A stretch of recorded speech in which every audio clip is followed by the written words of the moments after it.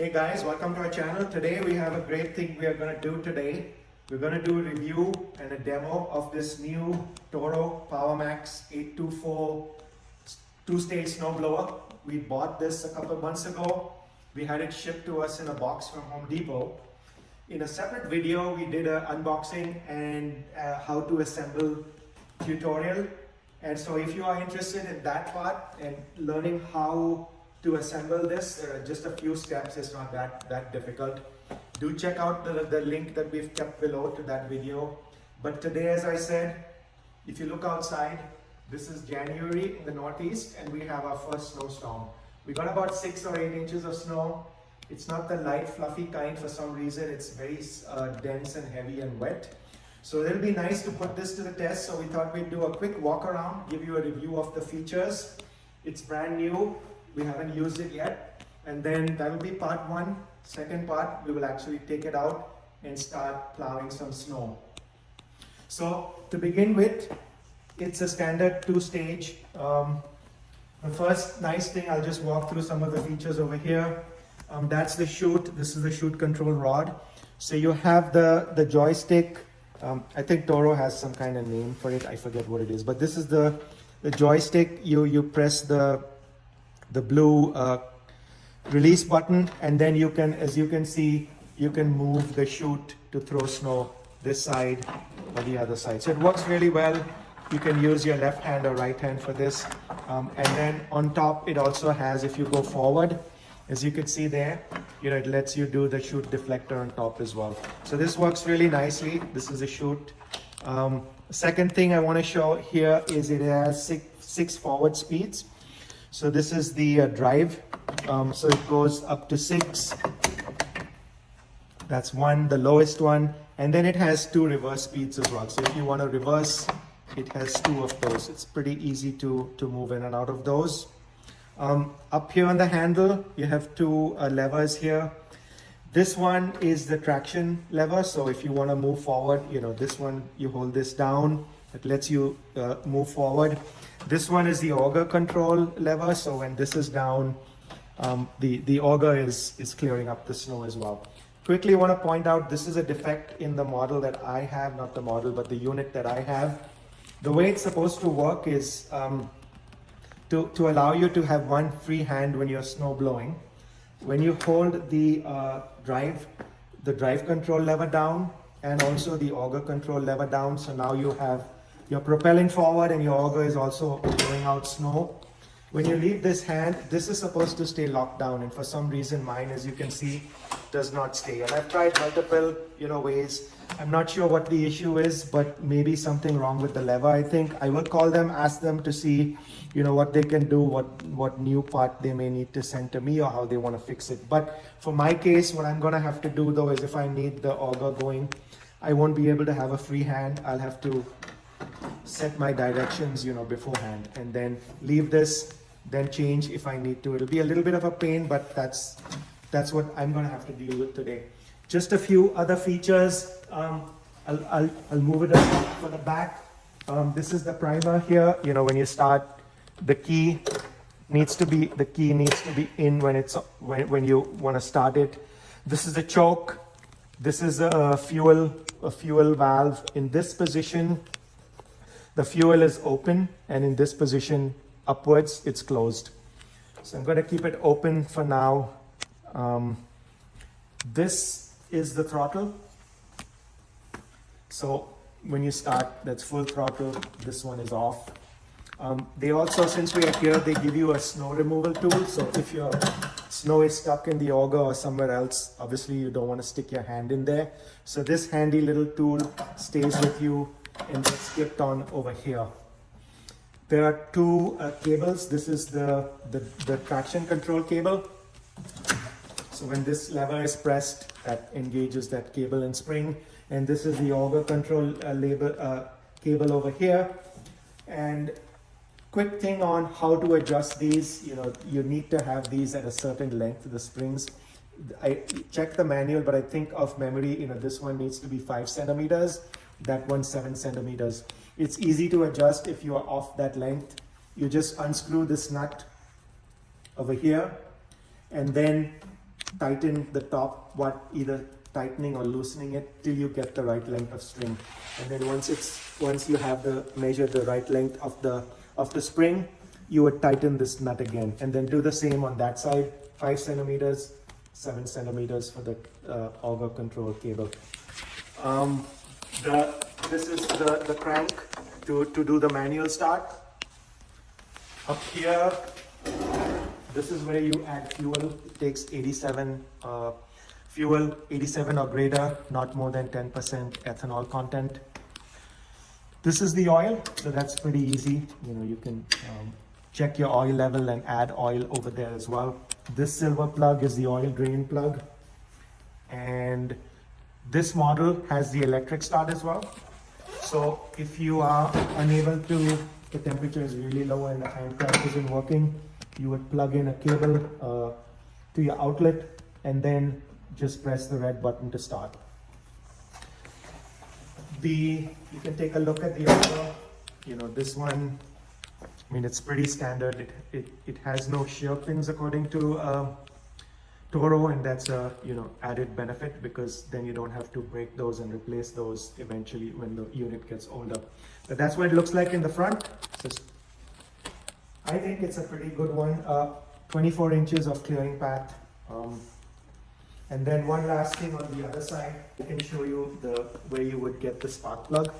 So I think in the older models, to change the spark plug, you had the whole top part. It was not that difficult, but the whole top part needed to be disassembled and opened up. But now they've given you, access to the spark plug, as you can see, without having to open anything. So it's a much quicker way to change the spark plug. One thing I do want to talk about that I was curious about and didn't find any information in the manual and even online, except in an older manual for the older version of this from maybe 5-6 years ago. And that is, how the wheels are attached. So I want to show you something over here. Currently, the way I have the wheels set up, and this is not how, I want to emphasize, this is not how they sent it in the shipping box. I put it here just for the video, just to demonstrate this. So this model, right, let me just show what happens over here. So you can see here, I have the wheel inside, and this is the lug nut that holds the wheel in, right? So currently, the way I have it is that the wheel, the lug nut doesn't go through the hole of the wheelbase. It just goes into this hole. And so in this position, what this allows you to do, right, is when you lift this up and want to move the machine, obviously going back and forth is very easy. But if you want to turn the unit, now, as you can see, it easily turns side to side.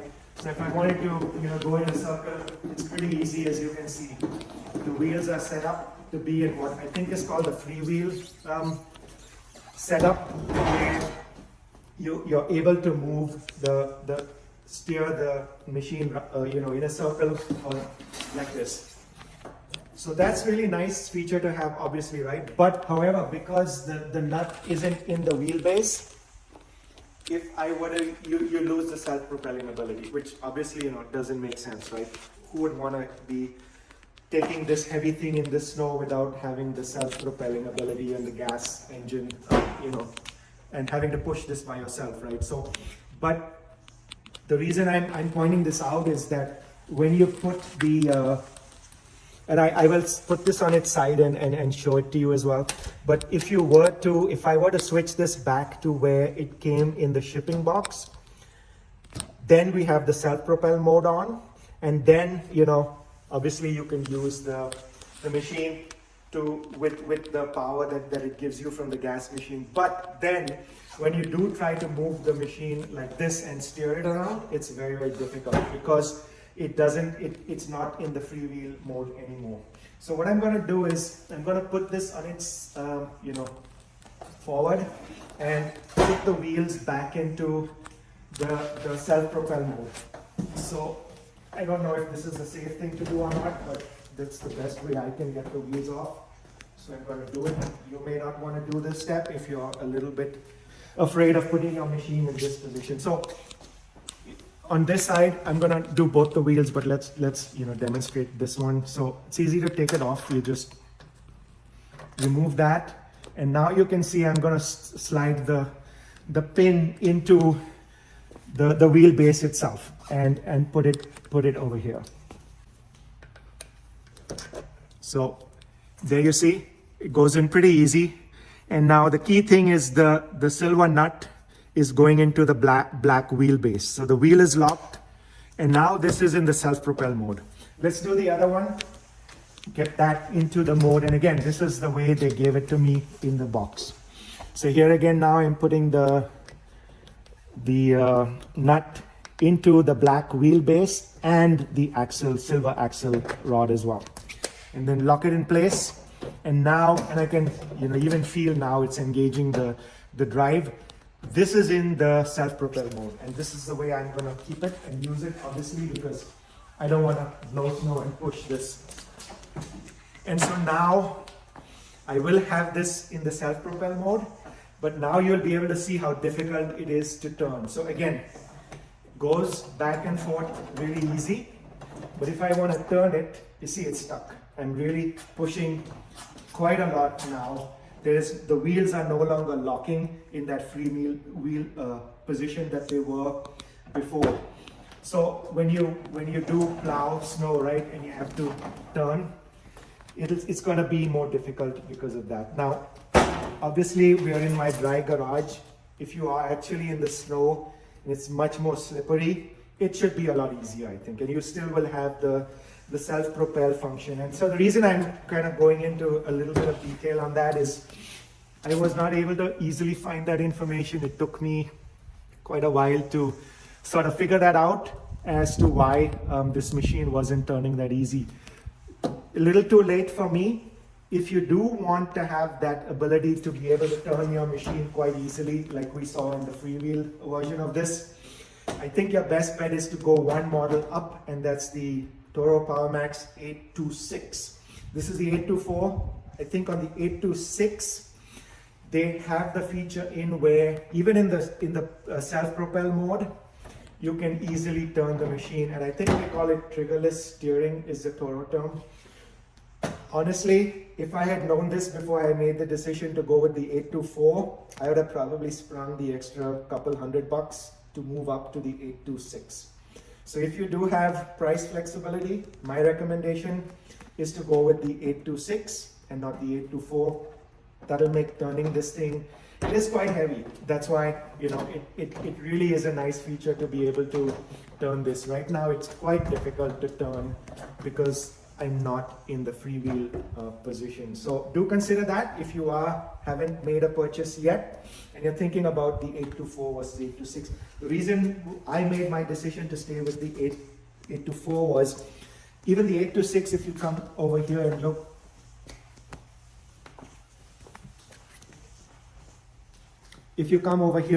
it's a 252cc model. The 826 is also 252cc. So I felt, you have more 26 inches of clearing path, but the same engine capacity. I just felt that, going with the 24 would be easier that way, where all my energy is concentrated in a smaller thing. But because of the triggerless steering, maybe consider going with the 826 instead of the 824. Other than that, I think both the units are very, very much alike. Obviously 26 inches versus 24, and I also think that the 826 has a headlight. Other than that, I think they're very much the same kind of instrument. One more thing I wanted to say quick, the skid over here, it has skid shoes. They come with the metal ones, steel ones, as you can see, and they are adjustable. Right now they are adjusted more for what I have is a standard paved driveway. So they are pretty low. If you're throwing your snow off a gravel driveway or a different kind of path, you would obviously want to get this a little higher. And those are easy to adjust. I haven't tried, but you can easily adjust that about inch to 2 inches, further up if you are on gravel. So that really is a pretty good walk around. Again, in a separate video, what I'm going to do is just do a quick how to start this up. So if you are interested in seeing how this starts up, please look at that video that we will put in next. But that's all we wanted to do for the first part of this. Part 2, we're going to fire it up and actually test it out in the snow. So stay tuned for that. We'll see how that works. Okay guys, so now we're ready to do the demo. As we said before, we did the walk around. Now my driveway actually is this way, but just for the purposes of the demo, I'm going to make a path just straight forward and then come back just to see how one or two cuts go. And then when I finish the whole job, I'll pan around and show you how the driveway looks. So just to see what it's like now. Haven't plowed anything. This is what it looks like. As I said, 8 to 9 inches of snow. Now it looks more like 10. If you look at those front trees of ours over there, all bent down, touching the ground. This is a very, very heavy, wet snow. So it's going to be challenging for this snow thrower. So it's a good way to test it. So normally, even with snow, fluffy snow, those trees don't bend this much. We've even lost power. We've lost power a couple of times. Looks like several trees are breaking branches and falling over because of this heavy snow. So great way to test this thing. Here we go. I'm going to start it and do the quick demo. So I did this in a separate video. This is how you would start up the machine. Choke is going to be open. I have the red key in. And put the throttle to full. Just make sure everything is safe. Same for you. Read your instruction manual. Follow the manual. Don't follow the steps I am telling you necessarily. Do what the manual tells you to do. Prime 3 times. And we should be good to pull the cord on this and fire it up. So I think I'm ready. I'm going to start.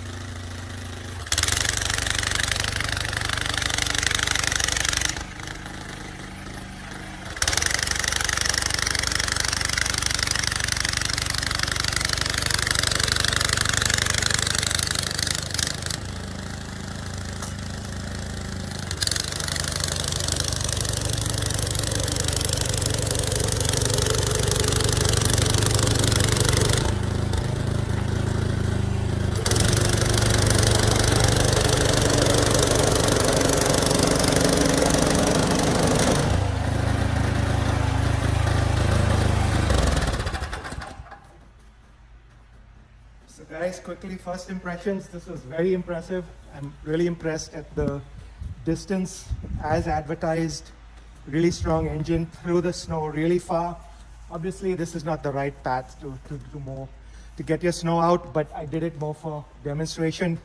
I had mentioned before that my machine has an issue, meaning the auger control lever.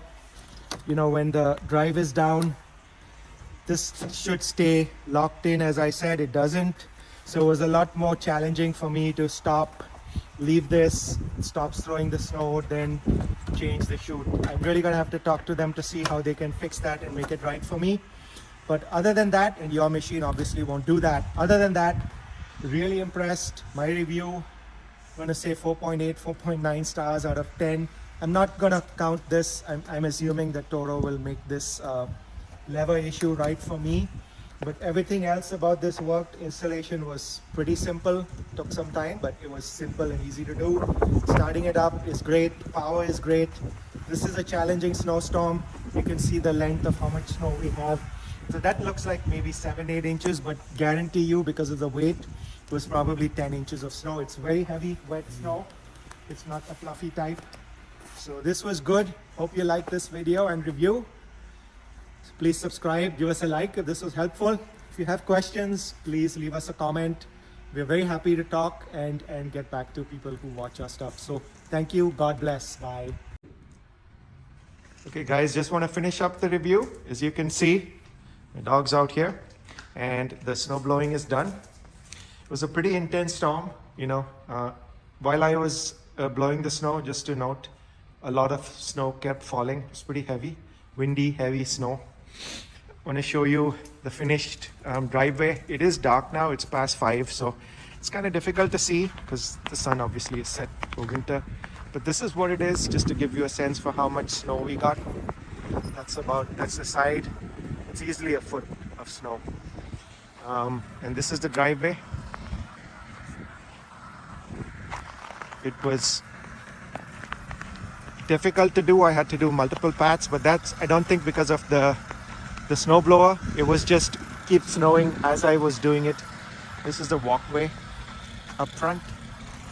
And then just to give you a sense, it's kind of difficult to see, I know, because it's dark, but the tree, it's kind of bent, almost so much of ice and snow on the tree.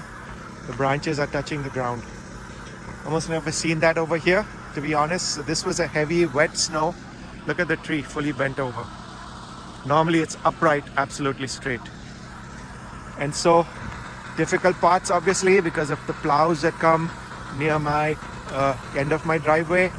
But the snow thrower was still able to go through those multiple times again, but understandable because that's a big pile of snow that you end up getting at the bottom of your driveway. So final thoughts, very good, clean pickup, and give it as I said, 4.8, 4.9 stars out of 5. Really, for this type of a driveway, absolutely suitable. Great snow thrower. And thanks for watching. Bye.